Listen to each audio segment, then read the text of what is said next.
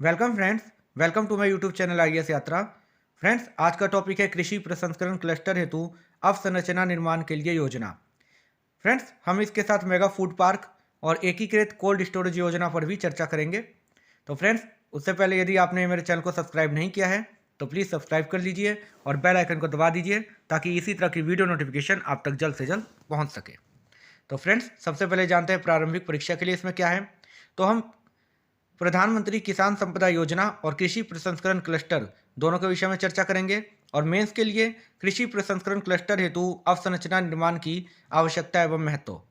तो फ्रेंड्स, आगे चलने से पहले मैं आपको बता दूं कि ये जीएस पेपर 2 और जीएस पेपर 3 से संबंधित विषय है और ये किस प्रकार संबंधित है आप यहाँ देख सकते हैं। चर्चा में क्यों है ये जानते हैं। हाल ही में केंद्रीय खाद्य प्रसंस्करण उद्योग मंत्री ने प्रधानमंत्री किसान संपदा योजना के कृषि प्रसंस्करण क्लस्टरों की अवसंरचना निर्माण योजना के तहत प्राप्त प्रस्तावों पर विचार के लिए एक अंतर मंत्रालयी अनुमोदन समिति बैठक में हिस्सा लिया। तो प्रमुख बिंदु जान लेते हैं इसके। अंतर मंत्रालयी अनुमोदन समिति ने मेघालय, गुजरात, मध्य प्रदेश, कर्नाटक, महाराष्ट्र राज्यों में 234.68 करोड़ रुपए की कुल परियोजना लागत के साथ 7 कृषि प्रसंस्करण क्लस्टरों को मंजूरी दी है, जिसमें 60.87 करोड़ रुपए की अनुदान सहायता भी शामिल है। इन परियोजनाओं के माध्यम से 173.81 करोड़ रुपए के निजी निवेशक को आकर्षित किया जा सकेगा तथा इससे 7,750 व्यक्तियों के लिए रोजगार उत्पन्न होने की संभावना है। कृषि प्रसंस्करण क्लस्टरों की अवसंरचना की निर्माण योजना। तो देश भर में कृषि प्रसंस्करण क्लस्टरों की स्थापना को प्रोत्साहन देने के लिए मई 2017 में प्रधानमंत्री किसान संपदा योजना के तहत इस योजना को मंजूरी दी गई थी। उद्देश्य क्या है इसके, ये जान लेते हैं। उत्पादकों, किसानों के समूह को प्रसंस्करणकर्ताओं और बाजार से जोड़कर क्लस्टर दृष्टिकोण के आधार पर खाद्य प्रसंस्करण इकाइयों की स्थापना हेतु उद्यमियों के एक समूह को प्रोत्साहित करने के लिए आधुनिक बुनियादी ढांचा और सामान्य सुविधाओं का विकास करना। ये क्लस्टर अधिशेष उपज के अपव्यय को कम करने और बागवानी कृषि उपज के मूल्य को जोड़ने में मदद करेंगे, जिसके परिणाम स्वरूप किसानों की आय में वृद्धि होगी और स्थानीय स्तर पर रोजगार का सृजन होगा। इस योजना के तहत प्रत्येक एपीसी के 2 बुनियादी घटक हैं। बुनियादी समर्थनकारी अवसंरचना जैसे सड़क, जल की आपूर्ति, बिजली की आपूर्ति, जल निकासी आदि। कोर प्रमुख अवसंरचना सामान्य सुविधाएं जैसे warehouse, cold storage, tetra pack, sorting और ग्रेडिंग इत्यादि। तो सेटअप के लिए क्या आवश्यकताएं हैं ये जान लेते हैं। 25 करोड़ रुपए के न्यूनतम निवेश के साथ कम से कम 5 खाद्य प्रसंस्करण इकाइयां तथा न्यूनतम 50 वर्षों के लिए 10 एकड़ भूमि की आवश्यकता होगी। और अब जान लेते हैं प्रधानमंत्री किसान संपदा योजना के विषय में। 2016 में ये जो किसान संपदा योजना है उसको शुरू किया गया था। खाद्य प्रसंस्करण उद्योग मंत्रालय ने कृषि समुद्री प्रसंस्करण और कृषि प्रसंस्करण क्लस्टर के विकास के लिए एक व्यापक योजना शुरू की, जिसे 6,000 करोड़ रुपए के आवंटन के साथ वर्ष 2016 से 2020 की अवधि के लिए लागू किए जाने का प्रस्ताव था। वर्ष 2017 में इसे प्रधानमंत्री किसान संपदा योजना के रूप में पुनः नामित किया गया। यह केंद्रीय क्षेत्र की एक योजना है, सेंट्रली सेक्टर स्कीम है। इसके उद्देश्य जान लेते हैं। खाद्य प्रसंस्करण एवं संरक्षण क्षमताओं का निर्माण, खाद्यान्न अपव्यय में कमी के लिए प्रसंस्करण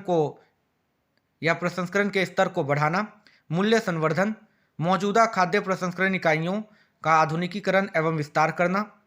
योजना की 7 घटक योजनाएं क्या हैं। मेगा फूड पार्क, हम इस पर विस्तृत चर्चा करेंगे इस वीडियो में। एकीकृत कोल्ड चेन और मूल्य संवर्धन अवसंरचना, कृषि प्रसंस्करण समूहों या एग्रो प्रोसेसिंग क्लस्टर के लिए बुनियादी ढांचा, बैकवर्ड और फॉरवर्ड लिंकेज का निर्माण, खाद्य प्रसंस्करण और संरक्षण क्षमता का निर्माण विस्तार, खाद्य सुरक्षा और गुणवत्ता आश्वासन अवसंरचना और मानव संसाधन और संस्थान। पीएमकेएसवाई के तहत अनुदान की सहायता के रूप में पूंजीगत सब्सिडी पात्र परियोजना लागत के 35% से 75% तक अधिकतम निर्दिष्ट सीमा के अधीन है, जो निवेशकों को बुनियादी ढांचे, लॉजिस्टिक परियोजनाओं और देश में खाद्य प्रसंस्करण इकाइयों की स्थापना के लिए विभिन्न योजनाओं के तहत प्रदान की जाती है। मेगा फूड पार्क के विषय में चर्चा कर लेते हैं अब।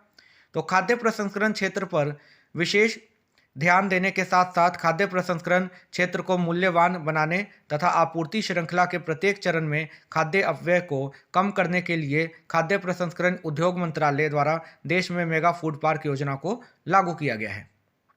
तो खाद्य प्रसंस्करण के लिए मेगा फूड पार्क के तहत आधुनिक ढांचे का निर्माण कर किसानों और बाजार के बीच एक श्रृंखला बना दी जाएगी ताकि क्लस्टर आधारित व्यवस्था बन सके और लीकेज को रोका जा सके फ्रेंड्स, यहाँ पे टाइपिंग मिस्टेक है, इसको आप ठीक कर लीजिएगा, लीकेज है ये।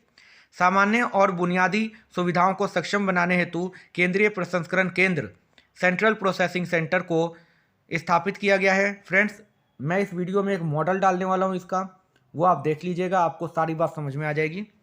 प्राथमिक प्रसंस्करण और भंडारण के लिए सुविधाओं के रूप में प्राथमिक प्रसंस्करण केंद्र प्राइमरी प्रोसेसिंग सेंटर्स और संग्रह केंद्र कलेक्शन सेंटर्स को खेतों के समीप स्थापित किया जाता है। इस योजना के तहत भारत सरकार मेगा फूड पार्क के लिए 50 करोड़ रुपए तक की आर्थिक मदद मुहैया कराई जा रही है।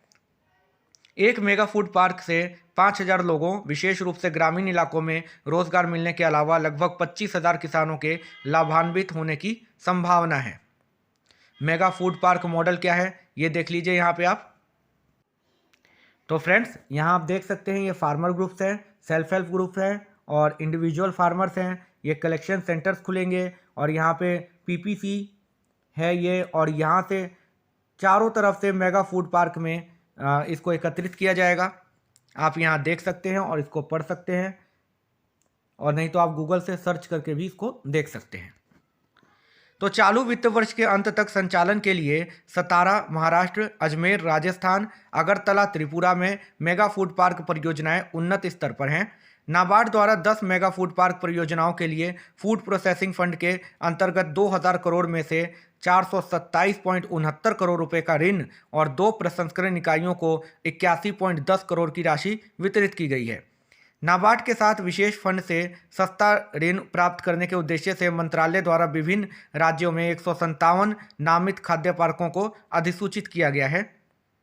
एकीकृत शीत श्रृंखला या integrated cold chain and value addition infrastructure, तो इस संबंध में 2017 में 16 परियोजनाएं शुरू की गई हैं। इन संचालनों के साथ मंत्रालय द्वारा 2.44 लाख मीट्रिक टन शीत भंडारण की एक अतिरिक्त क्षमता, व्यक्तिगत त्वरित freezing, individual quick freezing IQF 72.70 metric ton प्रति वर्ष, 55 लाख लीटर प्रतिदिन दूध प्रसंस्करण भंडारण और 472 रीफर वैनों को 2014 से 2017 के दौरान बनाया गया है। इस मंत्रालय के फीडबैक और अनुभव के आधार पर योजना के दिशा निर्देशों को संशोधित किया गया है ताकि उन्हें निवेशकों के अनुकूल बनाया जा सके। 31 अगस्त 2017 को Indian institute of food processing technology IIFPT के सहयोग से पेरम्बलूर में लॉन्च किए जाने वाले श्लोट्स के लिए एक common food processing incubation centre स्थापित किया गया है। तो फ्रेंड्स, आज के वीडियो में इतना ही। Thank you for watching. और यदि आपको आज की वीडियो पसंद आई हो तो प्लीज़ एक लाइक कर दीजिए और ज़्यादा से ज़्यादा इसको शेयर कर दीजिए और मेरे चैनल को सब्सक्राइब कर लीजिए ताकि इसी तरह की वीडियो नोटिफिकेशन आप तक जल्द से जल्द पहुंच सके। और डेली करंट अफेयर्स अपडेट जानने के लिए मेरे चैनल को सब्सक्राइब कर दीजिए। फ्रेंड्स, गुड बाय, अपना ख्याल रखिए। Thank you for watching.